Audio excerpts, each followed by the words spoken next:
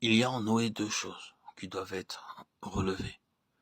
Il nous est dit qu'il était un homme juste et qu'il marchait avec Dieu.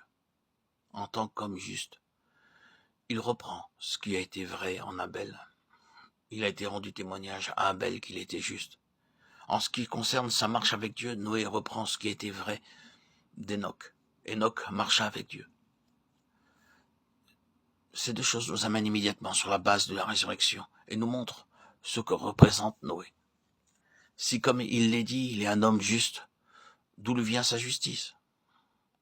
Sur la seule base de la résurrection du Seigneur Jésus. Nous sommes justifiés par sa vie, c'est-à-dire sa vie de résurrection. La résurrection de Jésus Christ est l'acte même de Dieu par lequel il atteste que tout péché et toute culpabilité ont été réglés et enlevés. Et c'est la base sur laquelle nous sommes justifiés. C'est par sa justice, et sa justice nous est donnée par Dieu. C'est la vie, marcher avec Dieu. Qui peut marcher avec Dieu? Personne ne peut marcher avec Dieu, à moins d'être sur une base de résurrection, à moins d'être juste devant Dieu, dans ce sens-là. Nous pourrions ainsi continuer à mettre l'accent, à bien des égards, sur le fait que Noé représente le côté positif, la résurrection, et la loi de l'esprit de vie opère sur la base de la résurrection. Cela signifie que toute autre base de vie naturelle a été abandonnée et que, en Christ, nous en sommes sortis.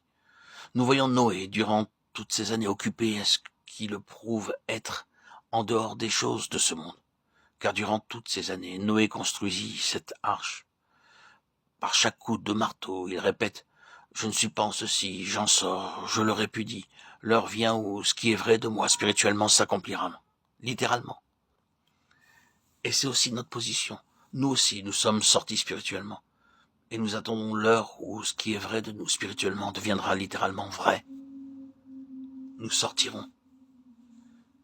Mais Christ est sorti et la vie de résurrection signifie que, en lui, nous sommes sortis de ce qui est ici-bas, sortis de notre propre nature et de ce monde et de nous-mêmes. Noé et son arche rendent à jamais ce témoignage. Sortir, toujours sortir. Et cependant, il nous faut beaucoup de patience pour être spirituellement en dehors, tout en étant environné par tout cet état de choses, tourmenté, ennuyé, pressé par la vie de la nature. C'est par votre patience que vous sauverez vos âmes. Luc 21, 19. Laissez-moi répéter encore que tout cela signifie être sur la base de la résurrection. C'est pourquoi je citerai Romains 6, 3, 8. Au début, c'est par la mort que nous y arrivons. Et lions Romains 6 à 1 Pierre 3, 21. À travers l'eau, sauvé sur la base de la résurrection, devenu une même plante avec lui, par une mort semblable. 8 âmes, 8 est le chiffre de la résurrection, ont été sauvées des eaux. Une figure du baptême qui maintenant nous sauve. L'engagement d'une bonne conscience envers Dieu par la résurrection de Jésus-Christ. Il est tout à fait possible à chacun d'entre nous d'avoir une conscience parfaitement bonne. Quel état heureux et béni. Avons-nous une bonne conscience ou bien sommes-nous sous l'accusation, sous la condamnation? Sommes-nous inquiets et tourmentés à cause de la méchanceté de notre cœur?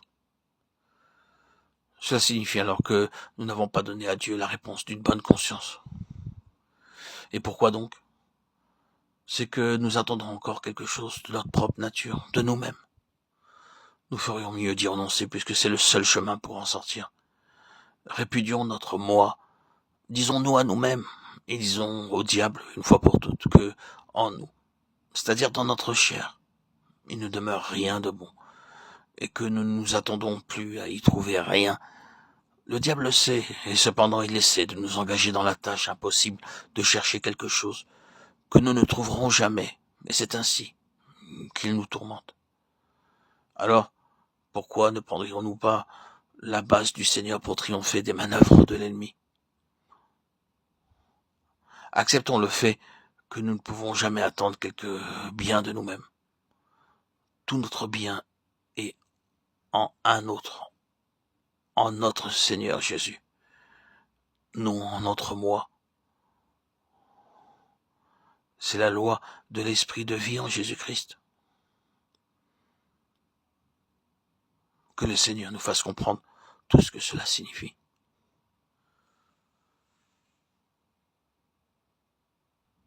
Crucifier notre moi, c'est ressusciter en Christ.